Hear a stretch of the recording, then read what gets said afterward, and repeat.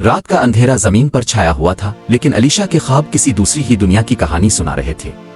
वो खुद को एक कदीम मंदिर में देखती, जहां दीवारों पर किसी जुबान में लिखे पुरस्रार नकूश चमक रहे थे। एक साया इसकी तरफ बढ़ रहा था और जैसे ही वो करीब पहुंचा, अलीशा की आंख खिल गई। इसका सांस तेज था। कमरे में सब कुछ मामूल के मुताबिक था, लेकिन इसके अंदर अजीब बेचैनी थी। पिछले कई दिनों से वो यही ख्वाब देख रही थी, जैसे कोई इसे बुला रहा हो।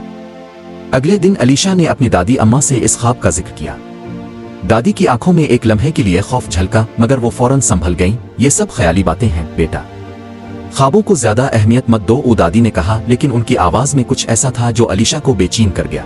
शाम के वक्त जब अलीशा अपने दोस्त कबीर के साथ पुरानी लाइब्रेरी में बैठी थी, तो अचानक एक बोसीदा किताब उसके सामने गिरी। इसका सरवरक मिट्टी से भरा हुआ था, लेकिन जैसे ही अलीशा ने इसे छुआ, किताब के अल्फाज जगमगाने लगे। वो जो भूले जा चुके हैं वापस लूट रहे हैं। कबीर हैरान होकर बोला, ये तो किसी देवताओं की कहानी लगती है। अलीशा ने सफ़हात पलटाई और पढ़ना शुरू किया। किताब में लिखा था कि कदीम दुनिया में कई ताकतवर देवी देवता मौजूद थे, मगर वक्त के साथ लोग उन्हें भूल गए। अब वो दोबारा जाग रहे थे और अगर उन्हें रोका न गया तो दुनिया पर तबाही नाजिल हो सकती थी। रात के वक्त अलीशा को यूं लगा जैसे कोई इसे पुकार रहा हो। जब वो घर से बाहर निकली तो पूरे आसमान पर सुर्ख रोशनी फैल चुकी थी। दरख्त साए में बदल रहे थे और सड़क पर मौजूद बल्ब झपकने लगे। अचानक एक ऊंची शख्सियत सामने आई। इसका चेहरा इंसानी था, मगर आंखें किसी जानवर की तरह चमक रही थी। वो बोला, मैं नरकास हूं, ज़वाल का देवता। मैं आया हूं क्योंकि वक्त बदल चुका है। इंसान हमें भूल गए, मगर हम भूलने वाले नहीं। अब मैं अपनी ताकत वापस लेने आया हूं। अलीशा ने पीछे हटने की कोशिश की, मगर उसके कदम जमीन से जड़ गए थे। ये सब कैसे मुमकिन है? अलीशा ने कपकपाती आवाज में पूछा। नरकास हंसा, तुम ही वो हो जिसे हमें रोकने के लिए चुना गया है, मगर क्या तुम वाकई ये कर सकती हो? अगले दिन अलीशा ने कबीर को सब कुछ बताया।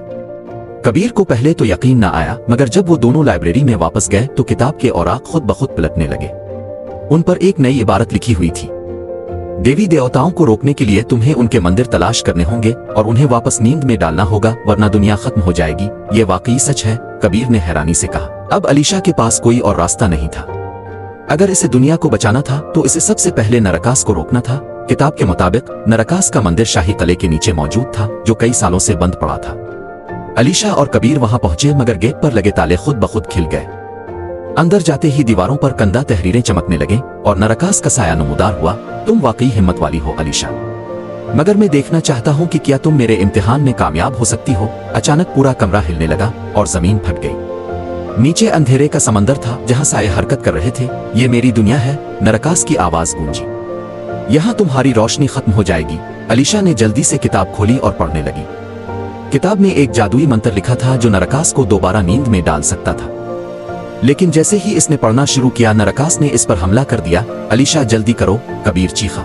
आखिरी लम्हे पर अलीशा ने मंत्र मुकम्मल किया और अचानक पूरी जगह रोशनी में नहा गई। नरकास की चीखें बुलंद हुईं और वो धुएं में तहलील हो गया। अभी सफर खत्म नहीं हुआ। माबद का दरवाजा बंद हो गया और अलीशा और कबीर बाहर निकले। क्या ये सब खत्म हो गया? कबीर ने पूछा। अलीशा ने आसमान की तरफ देखा, जहां दूर कहीं सुर्ख चमक अब भी नजर आ रही थी। नहीं, ये तो बस आगाज है। अभी और भी भूले बसरे खुदा बाकी है। हाँ तो गाइस, कैसी लगी ये कहानी? इसका अगला हिस्सा आपको जल्द ही मिलेगा। ज़्यादा से ज़्यादा इसको लाइक करो, शेयर करो और चैनल को सब्सक्राइब करो।